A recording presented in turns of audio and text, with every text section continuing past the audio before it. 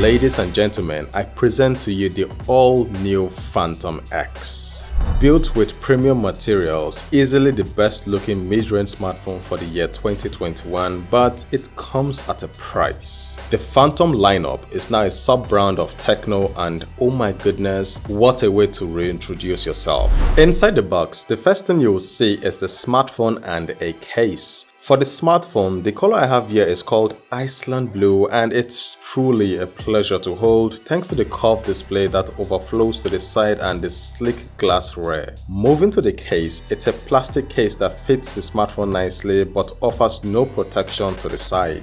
Back to the box, it comes with a 33 watts fast charger, and here's the charging time of the smartphone. It took 1 hour 18 minutes to charge this smartphone to 100%, which isn't bad. The Phantom X also comes with a 3.5mm earphones, USB Type-C cable, a SIM removal tool, and a warranty card. This smartphone comes with a 100 days accident protection service, so if you break your display or if it has liquid damage, users enjoy one-time free repair. This would definitely come in handy for my durability test, and yes, I will be dropping this smartphone, so stay tuned for that. Now moving on to the build quality, the Phantom X has a glass rear that is protected with Corning Gorilla Glass 5. It does a really good job in hiding fingerprints and smudges. The rear has tiny lines and the glass folds to the side of the smartphone. The side of this smartphone has a metal frame, and the front is also protected with Corning Gorilla Glass 5 with a film screen protector pre-installed on it. Now for the moment of truth, can the Phantom X survive my drop test? Nah,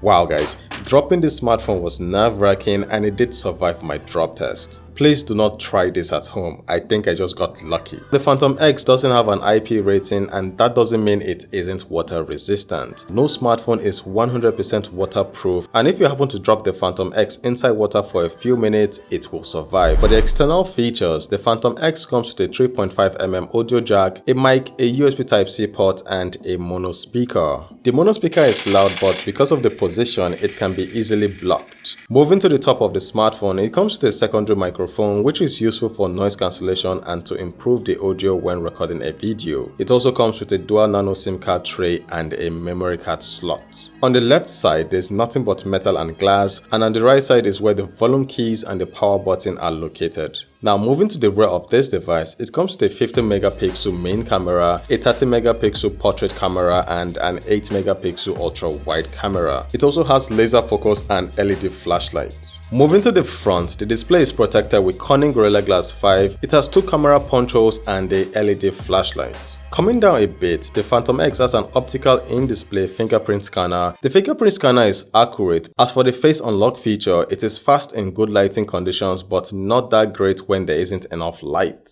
Now for the display, the Phantom X comes with a 6.7-inch AMOLED display that is curved. It has a resolution of 1080p by 2340 pixels. It's a fast display with a 90Hz refresh rate and a 180Hz touch sampling rate. It's a bright display at 430 nits and can be used outdoors. Viewing angles is also impressive on this device, even with the wicked curved display. Speaking of the curve, the way the display is curved is simply breathtaking. One might think you will get accidental touch because of just how insane the curve is, but I didn't experience any of that.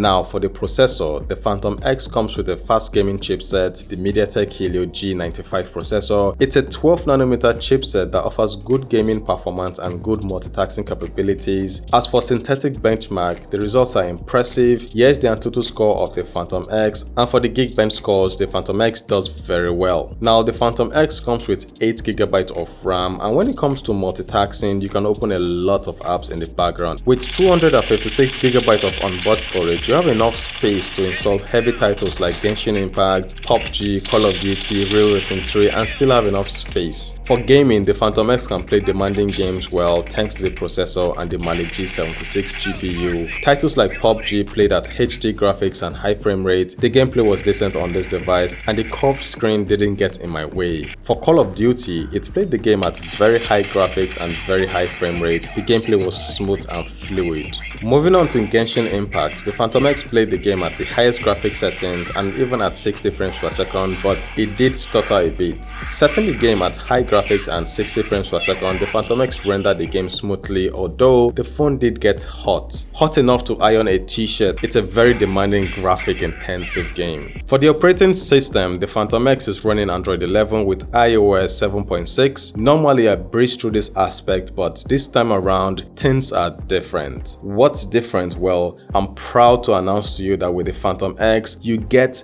0 ads. Nada. No ads on this smartphone. It even has intelligent notification that blocks ad promotion. Honestly, I didn't think this day would ever come on a TECNO device. Also, the icons are different. They look way better. iOS 7.6 is impressive. I mean, moving to the app drawer by default, Teams and Instant apps are hidden. The only thing outstanding now is the option to go back to the home screen by swiping down. If that is fixed, I dare to say this, but iOS might just be my preferred launcher, guys. As for bloatware, it's been trimmed down, and for the first time in history, there are more bloatwares on a Samsung device than on the Phantom X. Now, iOS 7.6 has a couple of new features. It has Pic Film, which takes your picture and animates them to look like this. It converts your picture into a movie with beats to match the transitions. It also has Ella, which is a new voice assistant. I'm not sure why we need this because we already have Google Assistant that works perfectly. You now have the ability to record calls. I tested it out and it works. The Phantom X also has Speak Proof that makes it difficult for the person next to you to view your screen. It has Live Transcribe that transcribes everything you say, although it needs an active internet connection to work. It has Dark Theme, and since the Phantom X has an AMOLED display, this time around it will help save a bit of battery. Now, as a mobile phone, making and receiving calls is perfect on this device. For the front cameras, the Phantom X has 2 cameras.